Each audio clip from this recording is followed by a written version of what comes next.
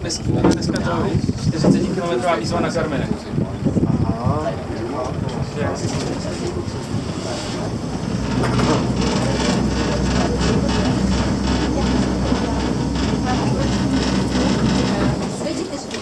Co?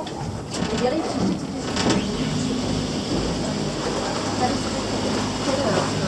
Je. Ale máš zajímavý model takový. Jo. To mi ale takový ten newyorský klub, právě jak se jmenoval. 50. Modrá ústřice. Ne. Zvedáčů Čínej. Takový ten slavný klub, jak jsem tam tančil. Tam chodil Andy Warhol. Taky tam chodil. Jak se tam tančilo, takže modrá ústřice. Je to tak. Mám, že máte za 2 hodinky, abyste tam měli klambu po vodě. Jo. Studio 54. To je ono, no. Jo, no.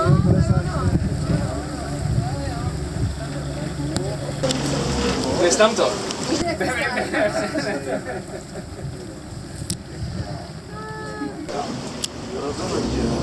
stále? Fešáku, rozumím ti, Fešáku.